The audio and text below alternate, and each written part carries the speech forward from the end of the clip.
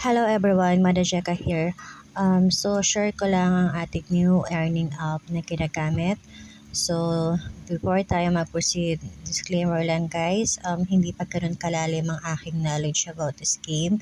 So share ko lang sa inyo ang aking experience and kung ano lang yung aking kaunting nalalaman sa games na ito, kung paano ko siya nilalaro.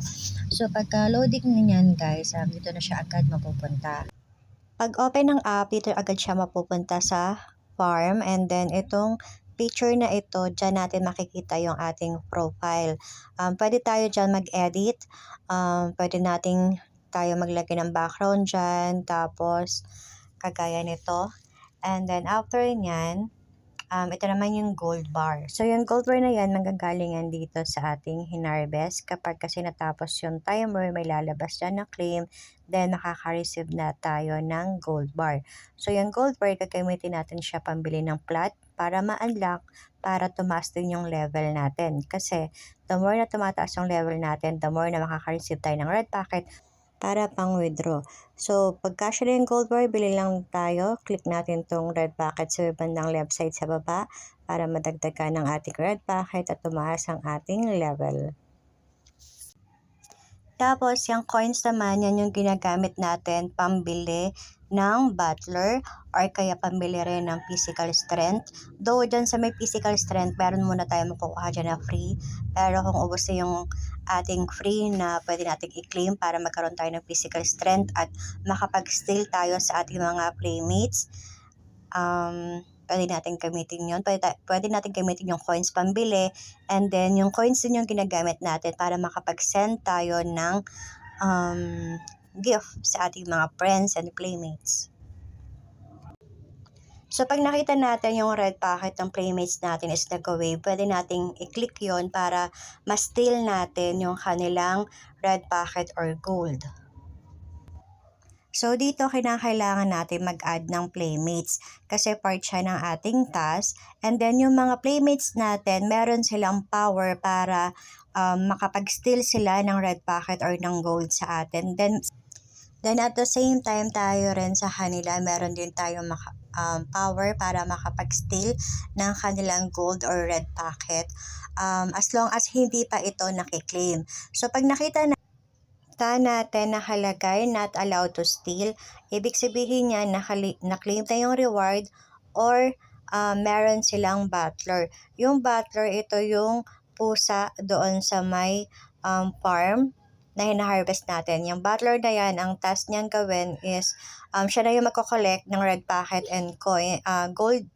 Then kahit offline tayo, at hindi natin maklaim pagkatapos ng timer yung red packet or gold bar. Si Butler na ang bahala doong mag-claim. Then while waiting na mag-end yung timer, pwede muna nating i-check yung ating daily task dito sa may right side, yung kulay green. Click natin yan and then open natin. Pagka open yan guys, makikita natin dito ang ating daily task. So ito yung ating daily task na kailangan gawin. And then after nyan, pag nakagawa natin yung daily task natin, meron din tayo marireceive na gold bar.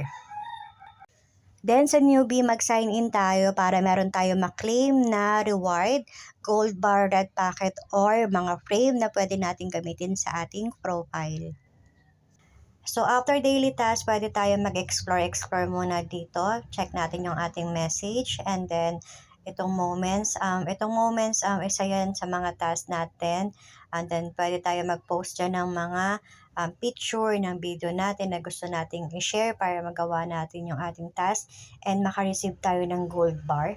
And then after nyan, itong nasa gitna, yung Hive Family, ito yung ating namang farm.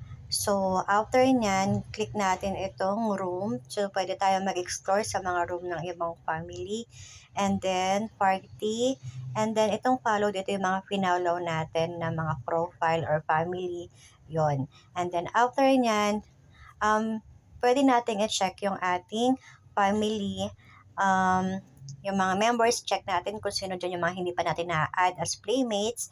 And then, as a family, meron din tayong task.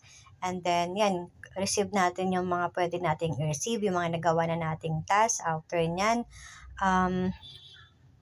After nating magawa yan, check natin yung weekly. Kasi dito sa weekly task, meron tayong pwedeng i-claim na coins. So, yung coins pwede natin gamitin na panghagis ng gift or kaya makipagpalitan tayo ng gift sa mga playmates natin, sa mga members natin sa family. And then, ito namang family party, ito yung room natin. Click natin yan, then dyan tayo dyan tayo pwedeng gumawa ng ating task sa ating family. So, upo lang tayo dyan kasi magandang factor na maraming tao sa room kasi may mga bonus tayong pwedeng ma-receive like this. And then, para makilala natin yung mga iba pa nating members. And then, sa room, pwede rin tayo laro sa kanila. Like, for example, itong Ludo. Itong games na to, pwede rin yung, gamitin natin. Kasi meron tayong task, di ba, na play games and win dun sa ating task. So, yun, pwede tayo makipaglaro sa ating mga members sa family.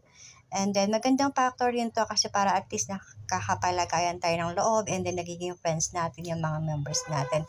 Then, ayan, tingin lang natin kung sino yung sino yung mananalo sa games na to. And then, siya yung makaka-receive ng bonus dun sa ating task.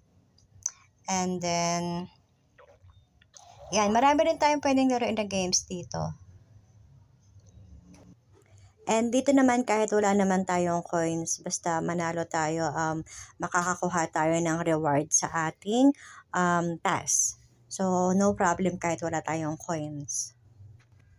Ang maganda lang din kasi kapag maraming tao sa boys room, lumalabas tong family minecart. Pag napuno yung bar, ayan, pwede tayo mag-PK.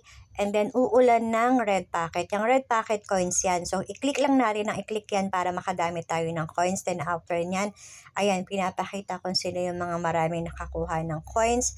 And then, so yun lang guys. Kapag meron kayong questions, PM nyo lang ako. And then, I will try my best para ma-answers ang inyong mga questions. Bye guys!